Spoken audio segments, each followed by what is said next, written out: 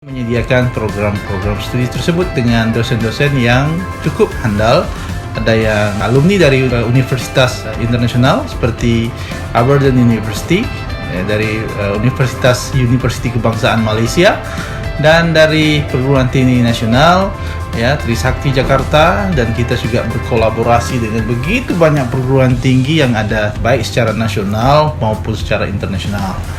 Artinya dengan akreditasi perguruan tinggi kita bernilai B, maka ini sudah cukup memberikan jaminan bahwa sistem pelayanan pendidikan dan sistem muatan pendidikan yang ada di Kota Dumai atau di Institut Agama Islam ini sudah cukup memberikan kompetensi yang baik kepada generasi kita. Terima kasih. Wassalamualaikum warahmatullahi wabarakatuh.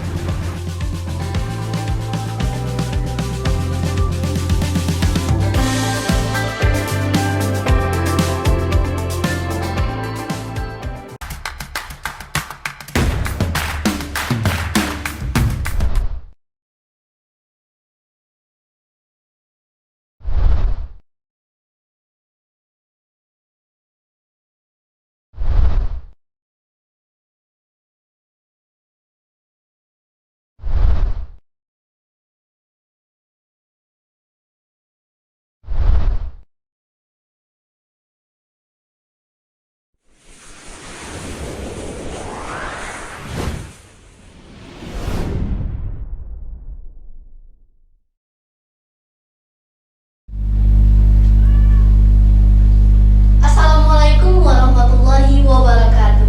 Kembali lagi bersama kami di Tapidu TV, menggapai keceriaan, cerdas, dan berwawasan. Bersama saya, Nini Nursima, dan kali ini kita kedatangan bintang tamu yakni Bapak Wiwit Hadis Mitro MPD. Assalamualaikum Pak. Waalaikumsalam. Nah, kali ini karena kita kedatangan bintang tamu yang seorang pendidik dan juga sudah berkecimpung lama di dalam dunia pendidikan, maka tema kita hari ini juga adalah tentang pendidikan, yakni pendidikan di era globalisasi antara mendidik dan bisnis. Saya tertarik dengan tema hari ini, Pak, antara mendidik dan bisnis. Dalam pemikiran saya, apakah mungkin saat ini terjadi banyak penyelewengan di dalam dunia pendidikan, menjadikan pendidikan sekarang adalah bisnis? Apakah benar persepsi saya atau bagaimana menurut Bapak? Baik, alasan yaitu pertama, tema ini adalah pendidikan di era globalisasi, yaitu antara mendidik dan bisnis. Ini berangkat dari kita lihat bahwasannya pendidikan sekarang ini sangat mahal sekali, mengingat antara menjamurnya berbagai institusi pendidikan, baik swasta dari tingkat bawah PAUD, RA maupun sampai tingkat SMA atau aliyah. Nah, dengan adanya perkembangan tersebut, maka kita lihat persaingan, yang mana persaingan itu adalah wajar. Namun kalau kita lihat lebih dalam lagi, bahwa persaingan itu kita lihat keluar dari relnya sebagai yaitu utama pendidikan. Oh, jadi saat ini menurut Bapak, pendidikan hari ini keluar dari jalurnya gitu, Pak? Ya, keluar dari relnya. Kita lihat konteks yang pertama, pendidikan itu pada hakikatnya mengandung tiga hal. Yang pertama adalah tarbiyah. Pendidikan itu secara etimologi tersusun dari tarbiyah, dari bahasa Arab, yang artinya adalah menumbuh kembangkan potensi anak atau peserta didik. Kalau di kampus, mahasiswa. Yang kedua adalah dari akar kata allama yu'allimu ta'liman, yang artinya adalah mengajarkan keilmuan, mengajarkan pengetahuan, yang intinya seorang pendidik ada wawasannya. Yang ketiga adalah adaba yu'addibu ta'diban, yang artinya adalah menurut Naqib Al-Atas, seorang profesor, beliau aslinya orang Bogor, orang Indonesia, namun pada tahun 77 beliau mewakili delegasi dari Malaysia dan mendirikan, yaitu termasuk Universitas Antarbangsa yang ada di Malaysia, mengatakan bahwasanya pendidikan itu yaitu yang cocok itu adalah adaba yu'addibu ta'diban, yang artinya adalah mendidik, mendisiplinkan, yang mana nilai-nilai yang tumbuh dari anak tadi bukan hanya sebatas pengetahuan, bukan hanya mengembangkan potensi, tapi bagaimana sang anak ini memiliki nilai atau value dalam sebuah institusi pendidikan. Kemudian yang kedua adalah era globalisasi. Globalisasi. Ya, era globalisasi ini sangat pesat sekali kita lihat perkembangannya, bahwasanya global ini adalah kita lihat perkembangan pengetahuan semakin maju dengan adanya teknologi, Iya, semakin memasuki semua sisi, bukan hanya dalam masalah pasar saja, tapi dalam pendidikan. Nah, mau gak mau kita lihat saat ini dengan menjamurnya pendidikan yang ada di Indonesia ini, mobil khususnya, kita lihat bahwasanya pendidikan yang ada di Indonesia ini yang tampil adalah bukan mendidiknya, tapi bisnisnya. Apa bisnisnya? Kita lihat berbagai macam kurikulumnya, misalnya yaitu hafalan Quran, hadis, kemudian apalagi nanti ada umumnya, ada agamanya, yang mana setelah terjadi dalam sebuah kurikulum memang bagus dalam segi kurikulum. Iya, sistem gitu Ya, kan, Pak. sistemnya bagus. Itu kan sistem. Coba ketika nanti seorang tua mau masuk dalam sekolah tersebut dengan sistem yang bagus, ini nilai jualnya itu juga tinggi. Mau masuk daftar itu mahal. Oh, jadi di sini penyelewengan. Di sini. Padahal kalau kita lihat bahwasanya dalam pendidikan itu harus tahu tujuan dari pendidikan itu mendidik, bukan untuk menjual peserta didik.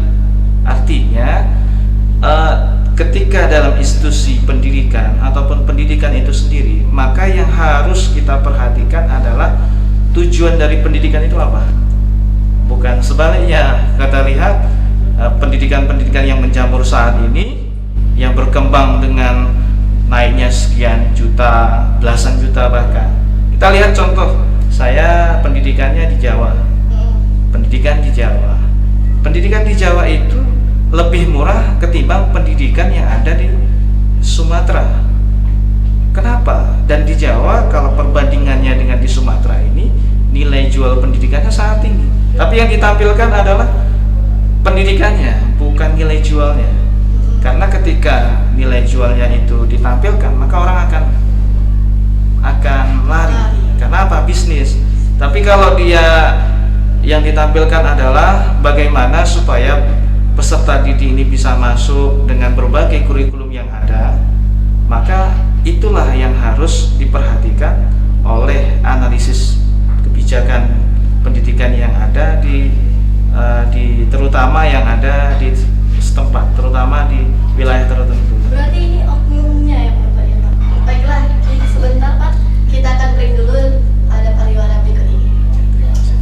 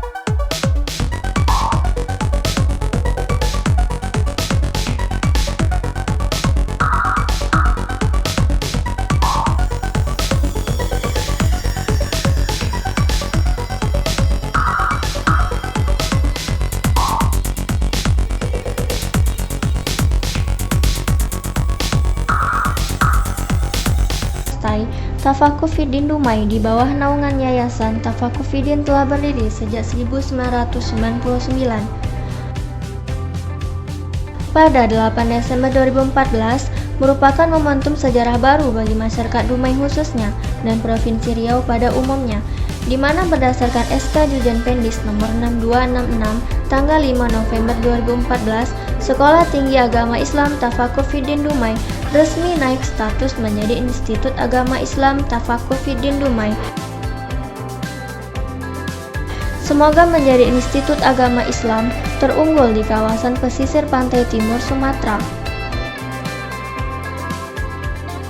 Institut yang telah terakreditasi B ini terdiri dari 3 fakultas, yaitu Fakultas Tarbiyah, Fakultas Syariah, dan Fakultas Ekonomi Islam. Fakultas Tarbiyah memiliki 2 program studi, yaitu Pendidikan Agama Islam dan Manajemen Pendidikan Islam. Fakultas Syariah memiliki 2 program studi, yaitu Hukum Ekonomi Islam atau Muamalah dan Hukum Keluarga Islam atau Ahwal Al-Syasyiyah, serta Fakultas Ekonomi Islam yang memiliki program studi Ekonomi Syariah. Jumlah dosen yang ada di lingkungan YAITEF Dumai sebanyak 30 orang yang terdiri dari lulusan magister dan program doktor dan sudah terdaftar sebagai dosen nasional.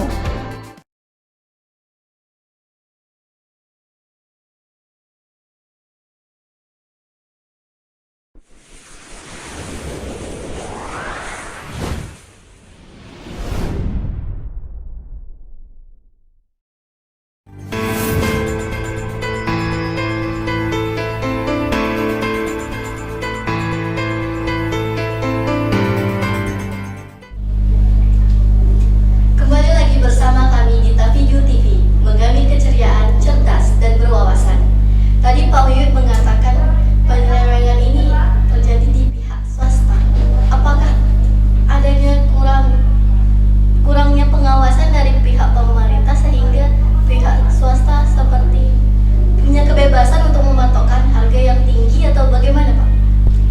Sebenarnya begini, kita tidak bisa menyalahkan swasta dan juga kita tidak bisa menyalahkan pemerintah. Artinya di sini adalah perlu kerjasama yang mana bahwasanya pendidikan itu tidak akan terlepas namanya pendidik, kemudian peserta didik, orang tua, dan juga institusi sekolah maupun dari pihak yang berwenang, yaitu di sini adalah pemerintah. Nah, ketika kita dalam mendirikan atau kita mengembangkan institusi pendidikan ini perlu kerjasama. Ketika kita membuat misalnya begini, nah, dengan kurikulum yang bagus, kemudian dengan nilai jualnya memang tinggi, artinya daya tariknya tinggi, tapi apakah dengan masuk sekian belas juta atau SPP-nya sekian ratus ribu ini orang tua peserta didik ini mampu? Itu kan tanda kutip. Kalau kita tujuan dari pendidikan itu adalah bagaimana mencerdaskan atau mengembangkan potensi anak, bukankah begitu? Kalau dibatasi dengan nilai jualnya tadi tinggi, artinya biaya untuk masuk itu tinggi, kemudian SPP-nya itu tinggi. Yang terjadi adalah apa? Yang terjadi adalah hanya orang-orang menengah ke atas yang bisa sekolah tersebut. Berarti yang masuk swasta, tapi bukannya pada kenyataannya memang yang rata-rata swasta, yang masuk swasta itu adalah mereka yang ekonominya menengah ke atas gitu, Pak?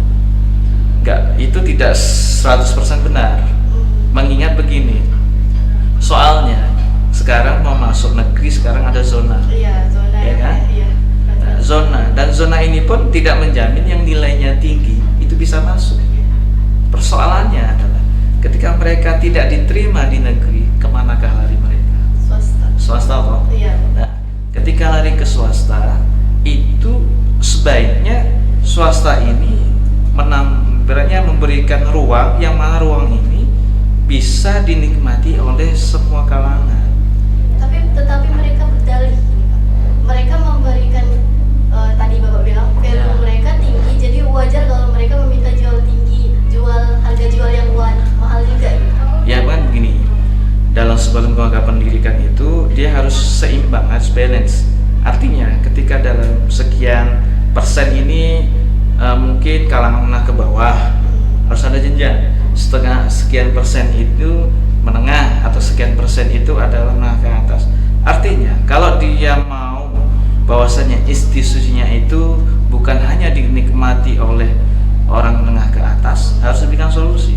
Karena begini, tidak menjamin yang menengah ke atas itu nilai dari pengetahuannya itu tinggi. Banyak kok orang-orang susah, petani, sekolah di swasta, meskipun terseok-seok, tapi bisa mengalahkan dari segi prestasi dari sekolah menengah ke atas tadi, dari kalangan menengah ke atas. Makanya yang paling penting di sini adalah bagaimana di situ terjadi komunikasi yang baik. Satu, yaitu pihak institusi atau lembaga pendidikan itu dengan orang tua pendidik, kemudian peserta didik, kemudian pemerintah. Karena kalau kita lihat hanya kita menjual dengan karena kurikulumnya bagus, kemudian dengan harga ibaratnya, sebenarnya kalau dikatakan menjual itu terlalu kasar, cuman memang kenyataan seperti itu. Artinya persaingan dalam institusi pendidikan itu dilihat kurikulumnya, benar, setuju. Cuma dengan ada kurikulum yang bagus, masa hanya dinikmati oleh kalangan menengah ke atas? Berarti pendidikan Indonesia itu keluar dari tujuan undang-undang bahwasannya untuk mencerdaskan. Maaf Pak, kalau misalnya pihak swasta ini berdalih, mereka punya beasiswa untuk yang kurang mampu gitu, itu bagaimana menurut Bapak? Baik, katakanlah beasiswa itu berapa persen?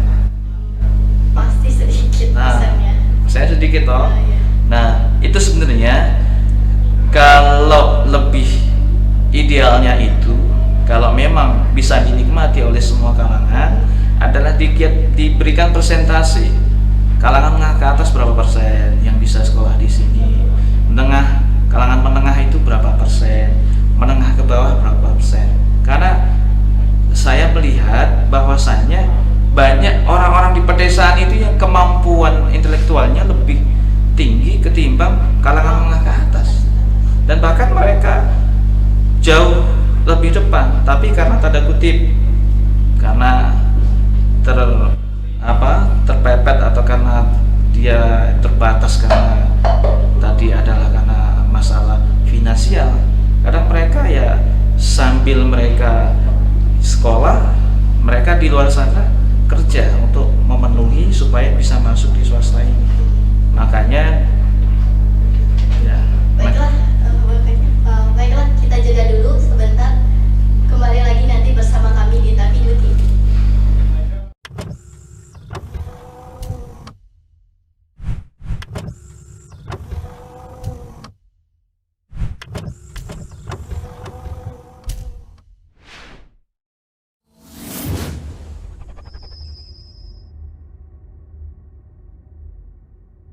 Bapak Ibu semuanya yang memiliki generasi-generasi terbaik Kota Dumai yang ingin menjadi para ilmuwan, para praktisi baik dalam bidang pendidikan Islam maupun dalam bidang ekonomi Islam dan hukum Islam, kami menyediakan program-program studi tersebut dengan dosen-dosen yang cukup handal. Ada yang alumni dari universitas internasional seperti Aberdeen University, dari University Kebangsaan Malaysia, dan dari perguruan tinggi nasional Trisakti Jakarta, dan kita juga berkolaborasi dengan begitu banyak perguruan tinggi yang ada baik secara nasional maupun secara internasional. Artinya dengan akreditasi perguruan tinggi kita bernilai B, maka ini sudah cukup memberikan jaminan bahwa sistem pelayanan pendidikan dan sistem muatan pendidikan yang ada di Kota Dumai atau di Institut Agama Islam ini sudah cukup memberikan kompetensi yang baik kepada generasi kita. Terima kasih. Wassalamualaikum warahmatullahi wabarakatuh.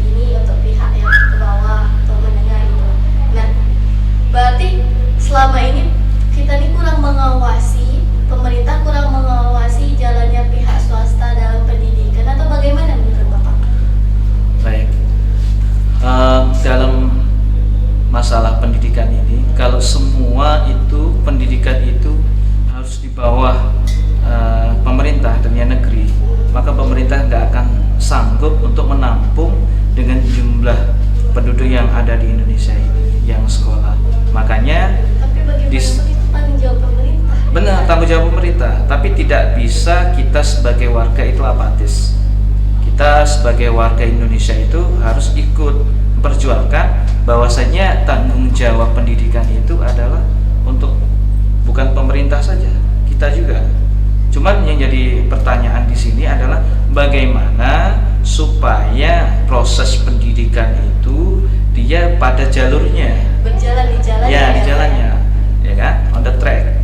Nah, makanya di sini ketika saya angkat judul ini pendidikan di era globalisasi antara mendidik dan bisnis adalah dari nilai jualnya ini, nilai jual institusi itu memang bagus. Ada di situ berbagai kurikulum antara yaitu ada yang entrepreneur, ada yang vokasi, ada di situ bukan hanya pengetahuan, skill dan value.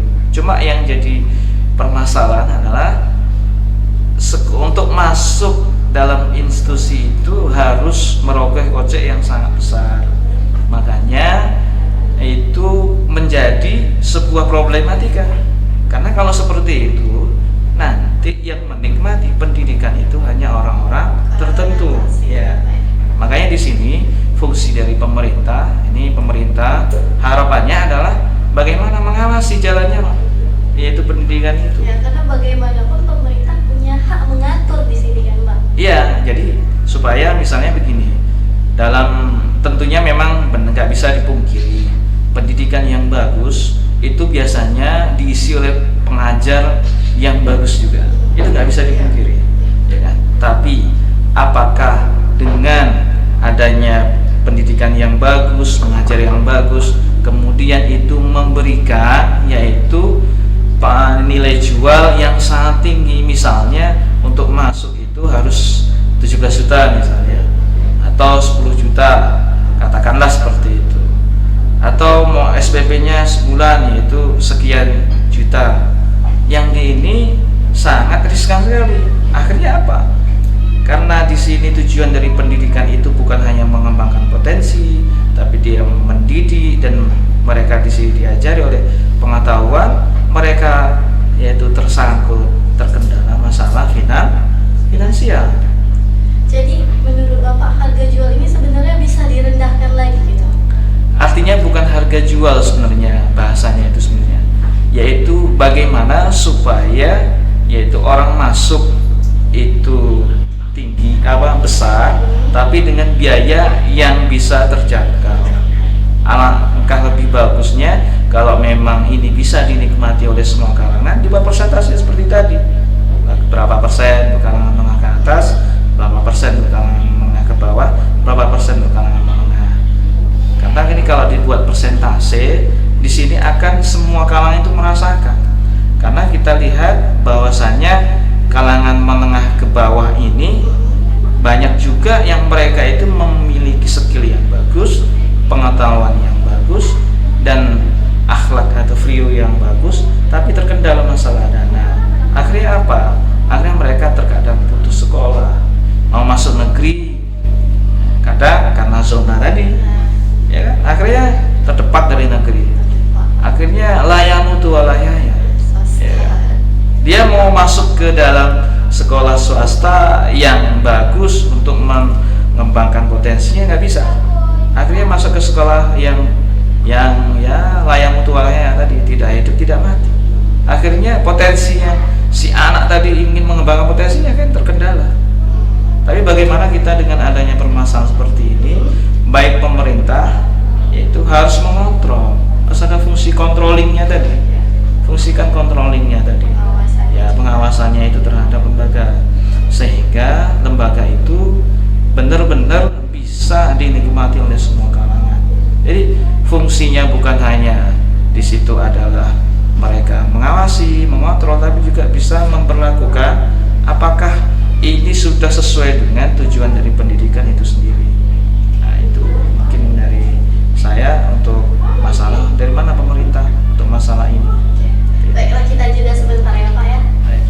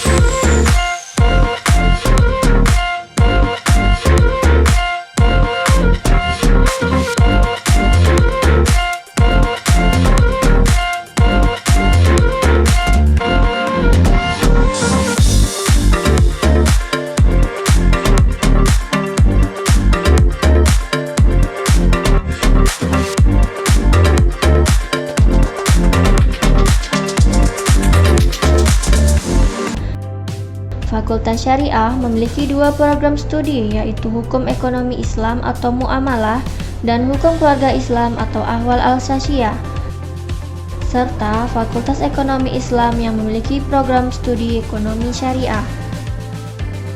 Jumlah dosen yang ada di lingkungan YTF Dumai sebanyak 30 orang yang terdiri dari lulusan magister dan program doktor dan sudah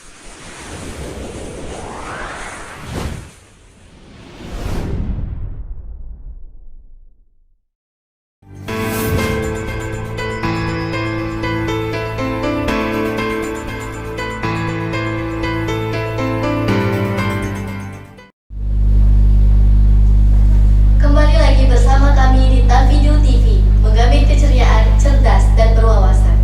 Tadi di segmen awal, Pak Wiwin menyinggung tentang perbedaan harga antara pendidikan di Sumatera atau di Jawa. Boleh Bapak lanjutkan lagi tentang hal tersebut? Boleh.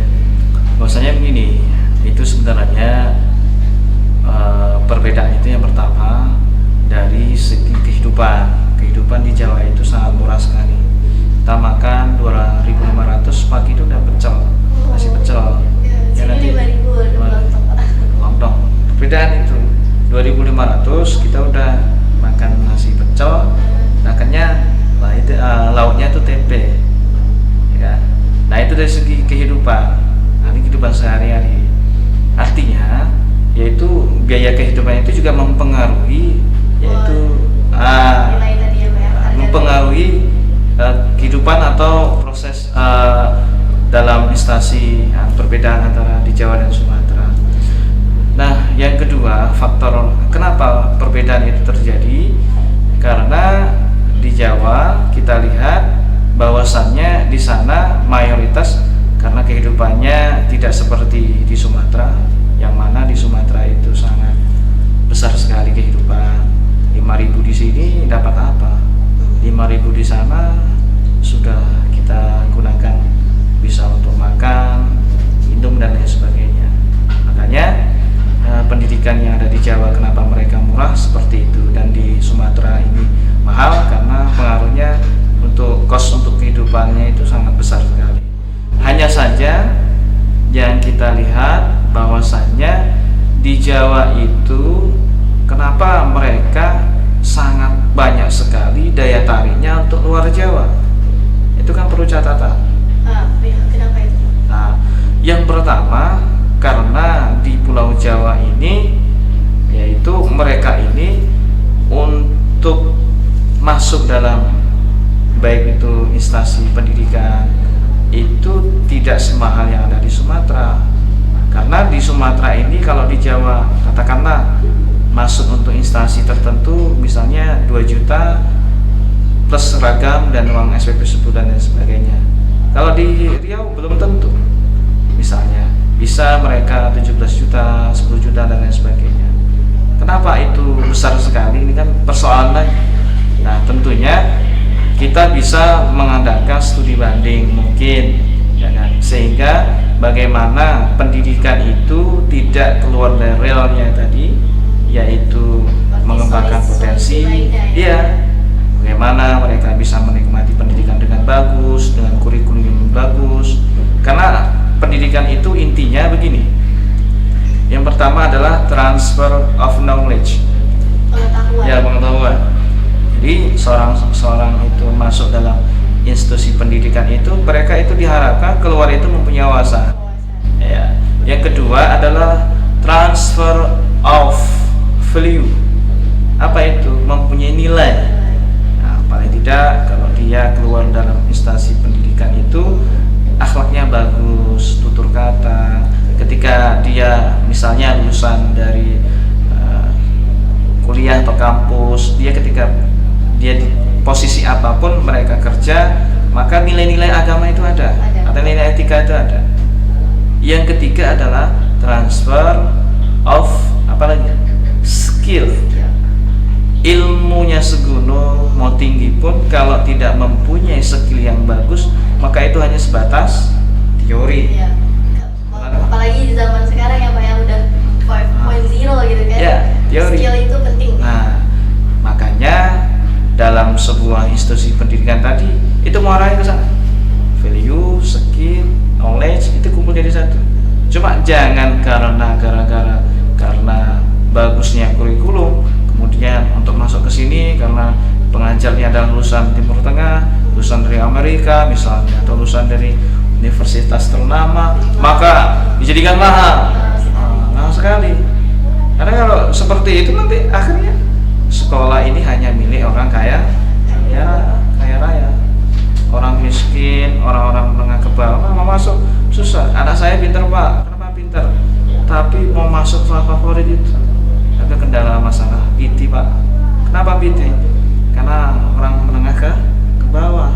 Padahal kalau intelektual itu bisa disandingkan, karena orang-orang terdahulu itu mereka itu orang desa.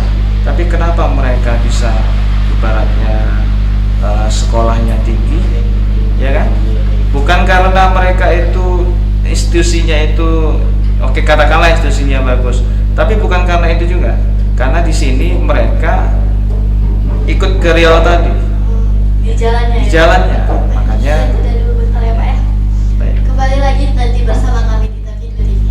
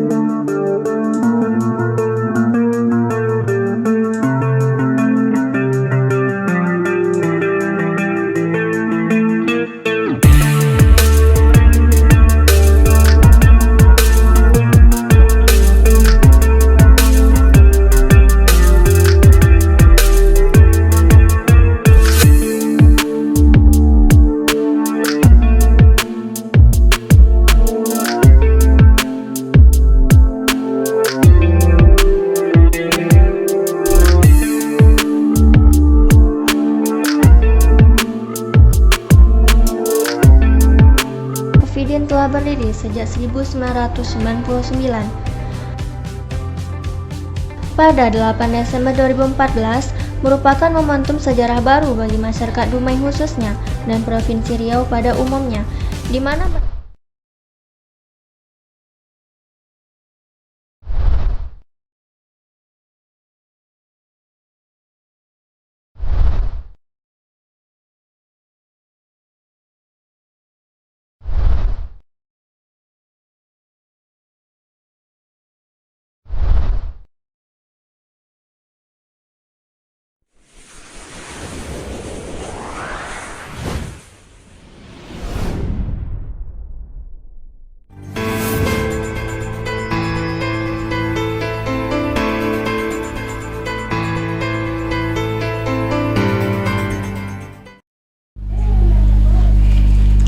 Kembali lagi bersama kami di Takidu TV, menggamit keceriaan, cerdas, dan berwawasan.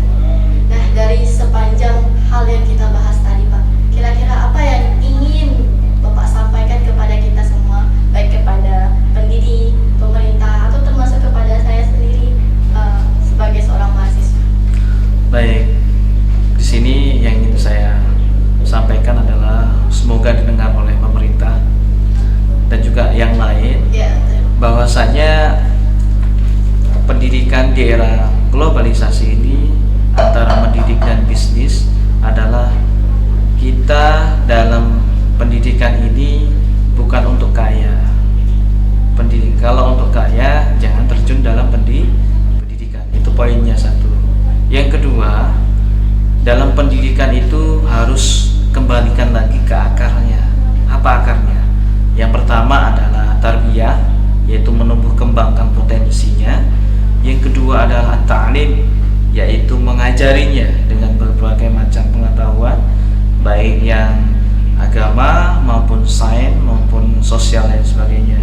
Terutama kita di Indonesia, sebagai warga Indonesia, kita harus kasih wawasan juga tentang kebangsaan. Yang ketiga adalah yaitu at-ta'dib, yaitu ad-daba yu'addibu ta'diban. Artinya pendidikan itu adalah mendidik, melatih kedisiplinan dan lain sebagainya. Bagaimana ketika keluar value-nya bagus. Jadi ketika dalam pendidikan itu tidak keluar dari 3 rel tadi, maka bisa dipastikan zaman apapun dan waktu apapun ini tidak akan bisa terpengaruh.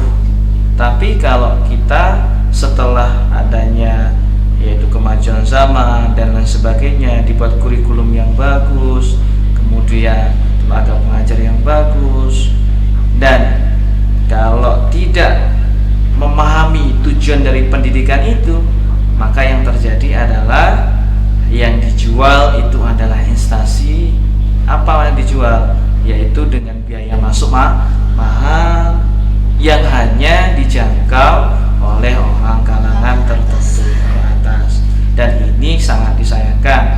Dan dengan hal ini maka diharapkan, saya berharap terhadap pemerintah untuk memberikan controlling terhadap pengawasan pendidikan ini, dan diharapkan kepada para pengamat maupun dari para mahasiswa tentunya itu harus sering-sering ada audiensi, mungkin dikontrol kalau kira-kira dalam kebijakan pendidikan itu merugikan masyarakat banyak, maka harus diadakan audiensi. Diharapkan audiensi, bukan demo, karena kalau audiensi lebih banyak maslahatnya